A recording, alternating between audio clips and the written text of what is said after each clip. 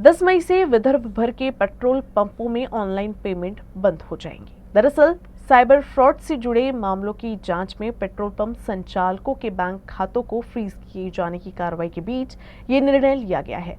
Petrol pump संचालकों के मुताबिक जिस तरह की कार्रवाई शुरू है ये उनके साथ अन्याय है, इसलिए ये निर्णय लिया गया है।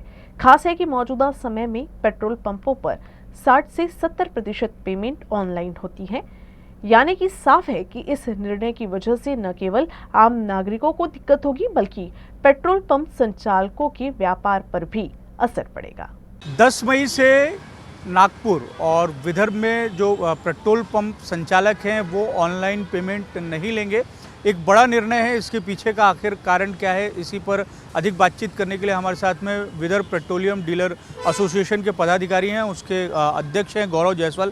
सर, ये बताइए कि क्यों ये निर्णय लिया गया है और इसके पीछे की मुख्य वजह क्या है, और इस निर्णय की वजह से लोगों को बहुत ज़्यादा परेशानी होगी क्योंकि आजकल ज़्यादातर लोग जो हैं वो ऑनलाइन पेमेंट को प्रेफर करते हैं।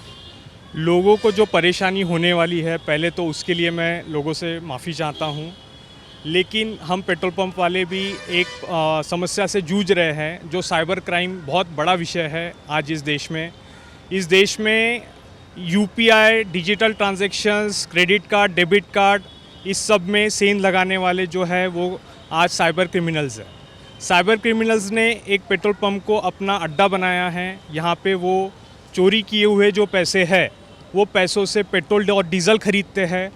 उसका खामियाजा हम पेट्रोल पंप डीलर्स का अकाउंट बैंकों में फ्रीज़ किया जा रहा है, अमाउंट्स को लीन किया जा रहा है और ये लीन की हुई अमाउंट्स हमें कोर्ट में जाके वापस मिलनी है। हमें किसके पास एप्लीकेशन करना है इसकी हमें कोई जानकारी नहीं है।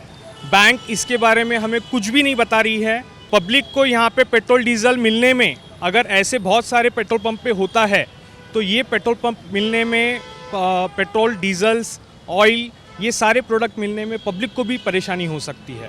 जब अगर हमारा अकाउंट ब्लॉक रहेगा तो हम कंपनियों को भी पेमेंट नहीं कर पाएंगे, ना पेट्रोल और डीजल खरीद पाएंगे। और इस तरीके के कोई अनुभव आए हैं कि डीलर्स के जो अकाउंट्स हैं उनको फ्रीज़ किया हो गया हो, उनको ब्लॉक किया गया हो? ऐसे अनुभव 2 डीलरों के आए हैं। 2 डीलरों के अकाउंट पूरी तरह से सीज़ किए गए हैं। कुछ अमाउंट्स उसमें 200 छोटी अमाउंट्स थी, 200 रुपये, 300 रुपये की अमाउंट्स, कुछ इसमें 70 रुपये की अमाउंट्स। ऐसी अमाउंट्स के लिए एक पेट्रोल पंप डीलरों का लाखों करोड़ों का उसमें जो अमाउंट होता है उसको अगर कोई सीज़ कर देगा तो वो बहुत परेशानी में, बहुत मेंटल स्ट्रेस में आ जाता है। इस कारण से हम पेट्रोल पंप डीलर्स एसोसिएशन को ये निर्णय लेना पड़ा और पेट्रोल पंप के जो डिजिटल ट्रांजैक्शंस है, यूपीआई है, क्रेडिट कार्ड है, इन सारे पेमेंट से हम इसको रोक लगा सकते हैं 10 तारीख से। तो सरकार से हमारा यह है विनंती है कि आप इसके ऊपर जल्द से जल्द कोई निर्णय लें। हमारे साथ सचिव भी हैं एसोसिएशन के। ये बताइए कि मौजूदा समय में जो आप लोग व्यापार करते हैं, कितने प्रतिशत जो हिस्सा है वो कैश से आता है और कितना जो है ऑनलाइन पेमेंट के ज़रिए आता है? सिटी के जितने भी आरओज़ है उसमें लगभग 60 to 70% ऑनलाइन ट्रांजेक्शन्स हो रहे हैं आज की डेट में, कोविड के बाद से, और ये दिन पे दिन बढ़ते ही जा रहा है। इसमें हमको भी कैश हैंडलिंग में काफ़ी दिक्कत जाएंगी जब हम ये बंद करेंगे, लेकिन जब हमारे अकाउंट्स में जब लीन लग रहा है, अमाउंट ब्लॉक हो रहे हैं, तो हम प्रोडक्ट खरीदने में ही अनवाइबल हो जाएंगे। इसीलिए हमको ये स्टेप ना चाहते हुए भी लेना पड़ रहा है। और ये सिर्फ हमारे साथ नहीं हो रहा है, ये जितने भी बिजनेस है सबके साथ हो रहा है। मतलब छोटे छोटे स्मॉल बिजनेस हाउसेस जिसके भी सबके साथ हो रहा है। 35 अकाउंट ऐसे और हम लोगों ने ब्लॉक किए हैं और ये उनको भी ऊपर से डायरेक्ट ऑर्डर आ रहा है, उनके पास भी ज़्यादा जानकारी नहीं है।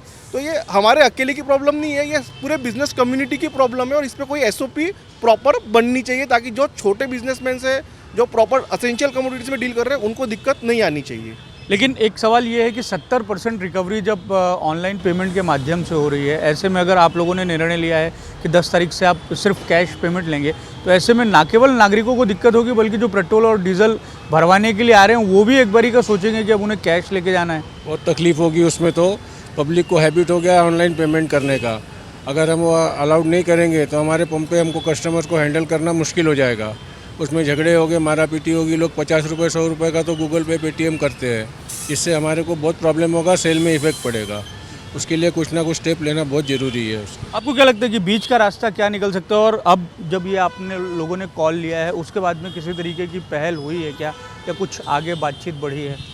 कंपनी के साथ में भी हमने बातचीत की है। कंपनी के अधिकारीगण हमारे कलेक्टर साहब के पास में गए हैं, कमिश्नर साहब के पास में अभी जाने वाले हैं और उनको अपना निवेदन देके इस पे क्या हल निकल सकता है, कैसे इस मसले को सॉल्व किया जा सकता है, ठोस निर्णय लेके इसको जल्द से जल्द सॉल्व करने का हम प्रयत्न कर रहे हैं। लेकिन 10 तारीख को लेकर जो आप लोगों ने निर्णय लिया है उस पर आप लोग अभी कायम हैं। इस पे हम कायम हैं।